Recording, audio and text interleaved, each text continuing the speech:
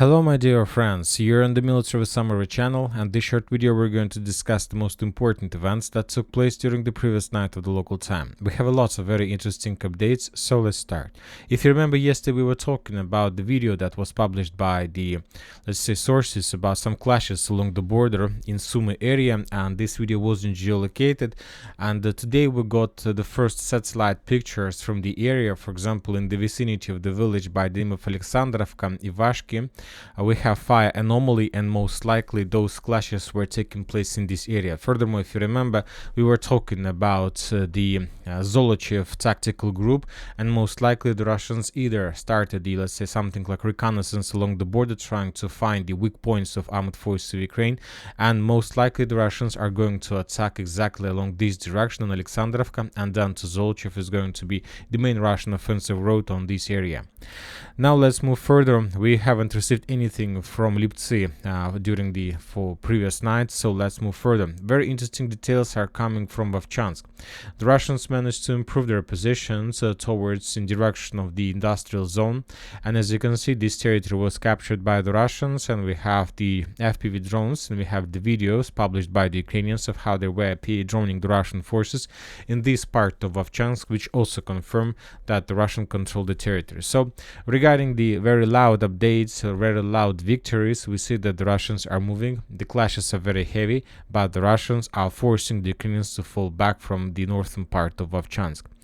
Now let's move further to Kupyansk direction, where we also have lots of very interesting updates, and the most important updates are coming from, let's say, northern Kupyansk area. The Russians are saying that after the Russians establish complete control over Kislovka and Kotlarovka, they continue moving further to the west along the railways, and now the Russians are trying to clear this railway station. This is Zaporizhzhia railway station. If the Russians are able to do this, and if the Russians are able to establish control over this territory, then they will be able to start offensive operation in the battle for Stepovo-Novoselovka. Obviously, this is going to happen very soon. Now let's move further to the south in direction of Stelmakhivka, where the Russians also managed to improve their positions. We have the video that was published by the Ukrainian sources of how they were trying to repel another Russian attack in direction of Ocheretyne. If you remember, according to different sources, the Russians managed to establish complete control of Ocheretyne a few days ago, but just now we got the first geolocations confirming that the Russians were attacking something like this. So most likely the Russians enter and captured, but for now we just have this geolocation as the most edge geolocation of Russian progress.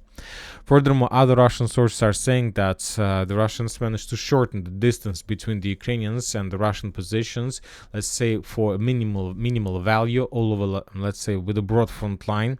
For example, currently, according to the Russian sources, they managed to concentrate forces along this line, and let's say during the next few days, or maybe today, the Russians will start an offensive with the purpose to establish complete control over Stelmakhivka itself.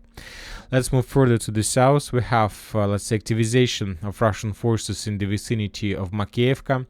For example, the Ukrainian sources published the video of how the Russians were storming the Ukrainian positions using motorcycles, bikes, and as a result of those attacks, most likely the Russians managed to improve their positions. Of course, some bikers were damaged and destroyed by the Ukrainians, but we see that the Russians are moving something like this. And based on these, let's say, videos, and based on these geolocations, we can make a conclusion that the Russians are trying to go to the south with the purpose to get as close as possible to the main supply road between Grekovka and Makiivka itself, and after that the Russians will be able to begin storming Makiivka. From the other side, we see a significant number of Russian videos of, let's say, total flamethrower strikes on Ukrainian positions. So once again, most likely the Russians are going to cross the river as well, so to attack Makiivka from behind. Now let's move further to the south in direction of Bilohorivka, and today, after probably a week after the Ministry of Defense of Russian Federation reported about complete control over the village, we received the first geolocations confirming this. For example, on this video we can see the Ukrainian drones who were hunting and attacking the Russian forces, the Russian flags inside of the village by the name of Bilohorivka, and this video confirms, first of all, the Russian presence in the area. The Russian flag was geolocated here, so of course we still haven't received any geolocations from the most western part of the village, but most likely the village was captured by the Russians completely. So we have the first geolocation, the first confirmation, so that's why we are going to keep the map as is. Now we are moving further. We haven't received anything from Chasiv Yar and Klishchevka, but we continue receiving significant number of updates from Ocheretyne Avdiivka direction. According to Ukrainian sources, the Russians, let's say after a very short operational pause, let's say renewed their offensive operation towards many towns and settlements. And according to the Ukrainians, the Russians were attacking towards Novoalexandrovka, but without almost significant, let's say, improvements. The Russians tried to attack in direction of Kalinovo, and as a result of attack, the Russians captured additional 3 lines. So this is the progress according to pro-Ukrainian mappers Deep State. Significant progress, as you can see. The Russians captured these intersections of the 3 lines, basically cut the territory in 2 parts. Furthermore, the Russians were attacking towards the Ukrainian positions in the stronghold to the north of Sokol. The Ukrainian sources published the video of how they were FPV droning the Russian forces in this area, and the Russians were moving and managed to establish complete control over this intersection of the 3 lines, let's say on the line between Sokol and Solovyovo as well. So the Russians are moving, and most likely during this week we're going to see first attempts how the Russians were trying to answer and to capture the village, let's say as a result of offensive operation. And after that, the Russians will move very fast further to the west in direction of Evgeniivka and Voshod. About the southern part, the Russians continue bombing and attacking the Ukrainian positions, preparing the foothold before further offensive operation on the line Semyonovka-Novoselovka-Persha.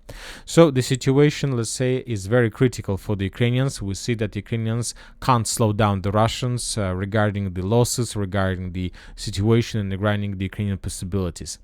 Nitailova, the pro-Ukrainian mappers Deep State confirmed complete control over the village as well. So the Russians most likely will announce the complete control over the territory today. I'm talking about the Ministry of Defense. And the Russians started moving further to the west on Krasnogorovka along the railways in direction of Gostre. At least the Russians started declaring the territory with FPV drones and the FPV drone bombing. We haven't received anything from the line of Konstantinovka and Novomikhailivka. The previous 24 hours were completely silent about this area, but the Russians managed to improve their positions further to the west, let's say on the line between Salotka and Vadiana, at least according to pro-Ukrainian mappers Deep State. The Russian sources haven't reported anything about the progress. We haven't received anything about Ugledar as well as about Staromayorsk and Rozhaina. So the rest of the front line didn't bring us any updates. The Ukrainian sources published the video of results of Russian attack on another, let's say, mall, another center in Zaporizhzhia direction. I'll remind you that during the previous, let's say, week, the Russians destroyed something like this in Kharkiv area, and today we got the video of results of strikes in Zaporizhzhia. But it's not like a mall; it's the airfield. It's the, let's say, the mall and the main building of the Zaporizhzhia airfield.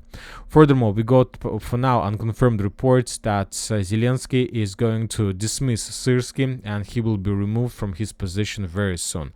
For now, I'm not sure that this is going to happen very soon until at least the first signs that the Ukrainians more or less are able to stabilize the front line, because if they will dismiss Syrskyi and will adopt someone else on his position, it will not give 100% confirmation that Ukrainians will be able to stabilize the front line with another commander. But with Syrskyi, at least they have chances because he got used to the situation.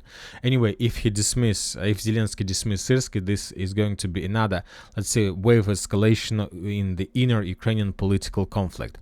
And that's it for the short video. Military Summary channel reminds you, condemn any violence in the world. Thank you for watching. Subscribe to my channel, put your likes, join my Patreon, and have a good day. Bye bye.